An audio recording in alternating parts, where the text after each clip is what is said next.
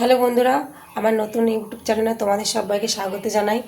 আমি রোজকারের মতন একটা ছোট্ট ব্লগ ভিডিও নিয়ে আমি চলে এসেছি। আজকে আমি একটা দেখো আচার বানাচ্ছি কুলের রেসিপি তোমাদের সামনে আমি শেয়ার করছি। দেখো কুলের আচারটা কেমন হয় খেতে বা দেখতে। এখানে আছে কুল, দেখো 1 গামলা কুল ধুয়ে আমি রেখে দিয়েছি, 4-5 বার ধুয়েছি, ভালো করে ধুয়ে রেখে দিয়েছি। তোমাদের কিছুদিন আগে দেখিয়েছিলাম ছাদে শুকাত দিয়েছিলাম কুল, সব কুল শুকিয়ে গেছে। আর এর মধ্যে কী মশলা দিচ্ছি দেখো, এর মধ্যে আছে গোটা জিরে, এটা আছে 5 ফোড়ন, শুকনো লঙ্কা। কড়া গরম হচ্ছে, এবার এটা শুকনো খোলায় ভেজে নেবো, নিয়ে মিক্সারে দিয়ে এটাকে গুঁড়ো করে নেব।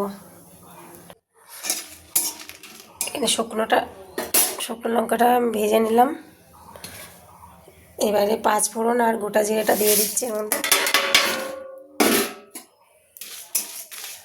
এটা নেড়ে চেড়ে হালকা ভাজবো, খুব বেশি ভাজবো না, খুব বেশি ভাজলে তেতো হয়ে যাবে। কুলটা আবার আমি ভালো করে ধুয়ে নিচ্ছি,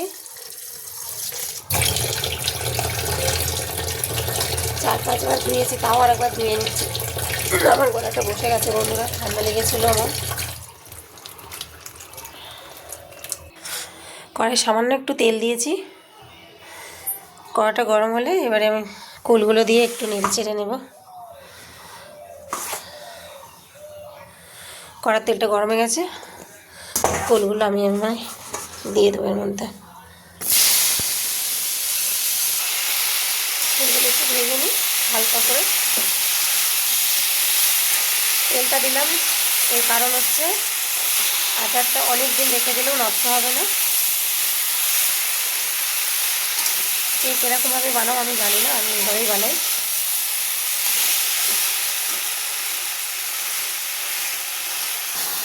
মিক্সার মেশিনে এগুলো দিয়ে দিয়েছি ভাজা মশলাগুলো, এবার এটাকে আমি পেস্ট করে নেব, মানে গুঁড়ো করে নেব।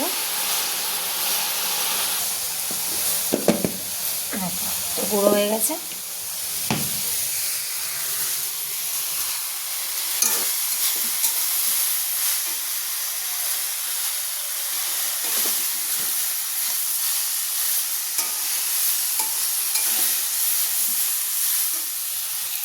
কুলটা আমার ভাজা হয়ে গেছে, তো আমি একটু জল ঢেলে দেবো।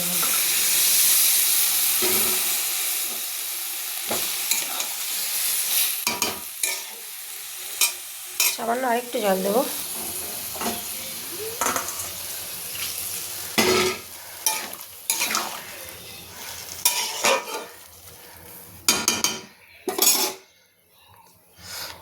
জল ঢেলে দিয়েছি, এর মধ্যে একটু লবণ দেবো আর সামান্য একটু হলুদ দেবো কালার হওয়ার জন্য। মধ্যে লবণ দিয়ে দিলাম আন্দাজ মতন।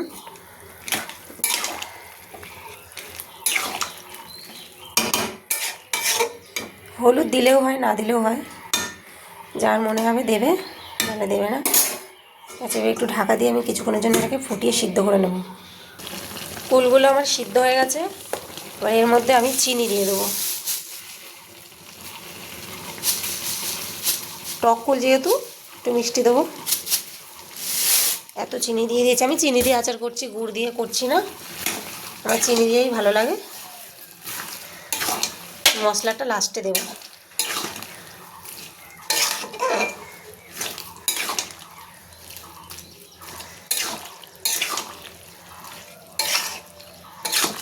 আমি হলুদটা দিইনি, যেহেতু মশলাটা দেবো, মশলাটা দিলেই শুকনো লঙ্কা ভাজা আছে, ওর মধ্যে কালারটা চলে আসবে।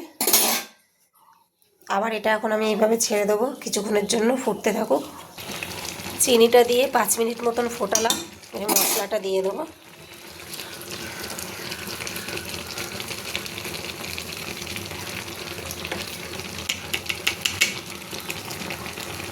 গুঁড়ো মশলাটা দিয়ে দিলাম।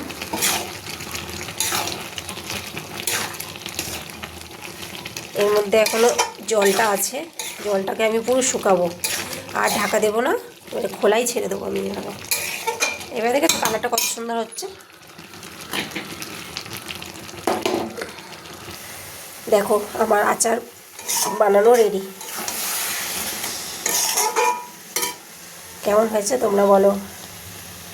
দেখো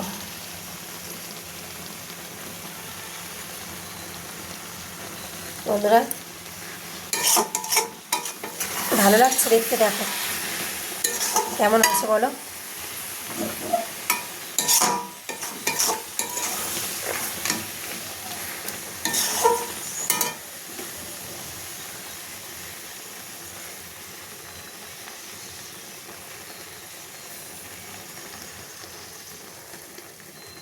আমি তো এইভাবেই বানাই।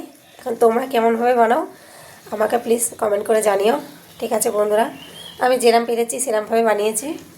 কেমন হয়েছে আমারটা সেটাও কমেন্ট করে জানিও। টাটা বন্ধুরা, সবাই ভালো থেকো, লাইক কমেন্ট শেয়ার করো।